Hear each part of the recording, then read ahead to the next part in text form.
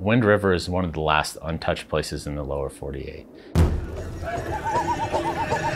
Amazing, amazing natural resources. 2.2 million acres of some of the best hunting and fishing in the lower 48. And if you turned it into Yellowstone or Jackson Hole, you'd lose that. They can hear you now, people. Men's traditional championship style right here at Eastern Shoshone Indian Days.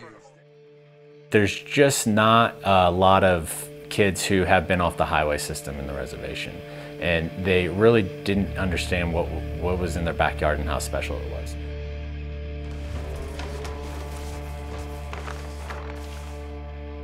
The wildlife on this place surpasses what Yellowstone has in terms of wildlife conservation. And it's very much intact. It's an Indian reservation. There isn't a lot of development. In terms of wildlife conservation, this is an important piece of the puzzle.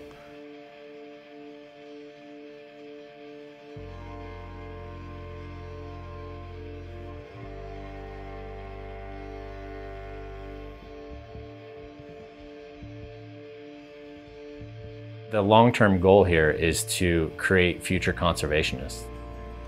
But we got to strike this balance of keeping this place pristine, but also fighting the problem of job creation on the reservation. We aren't in the business of owning a fly lodge. Self-sustaining operations is the goal. Empowerment is the goal.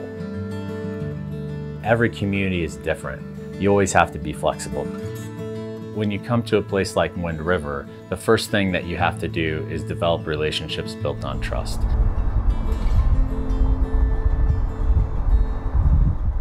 In all these projects, we have to have that key person who can really drive it locally. For us here, that's definitely art. We're gonna head up to Trail Ridge, look into the basin up in Dry Creek. We're gonna go up and check to see if there's poaching going on. When you get in areas like this with all the grizzly bears and wolves and stuff, you want at least one warden with you. No, there's two more. There's two more. There's four of us. For 2.2 million acres and about 60,000 people, I got 3 wardens and myself to try to patrol and protect all this land. So it gets pretty rough sometimes, pretty hard.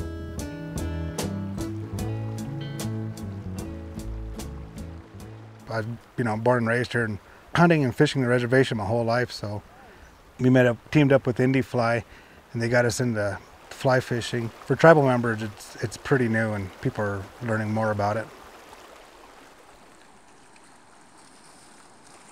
The Shoshone and Arapaho tribes are plains tribes that were hunters.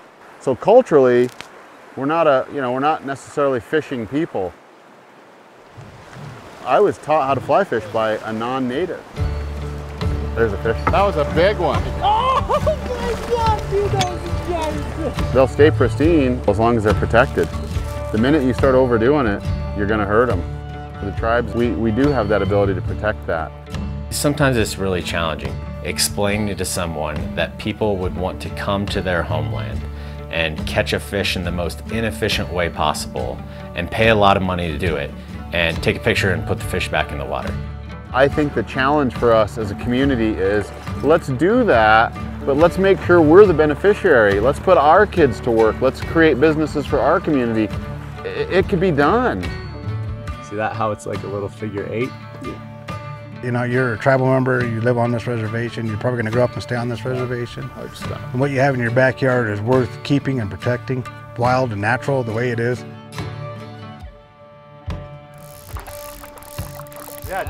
Here you go, you got it, you got it. Let's create these sparks of conservation or sparks of passion for the outdoors in youth. And if we're successful at that, the resource remains pristine.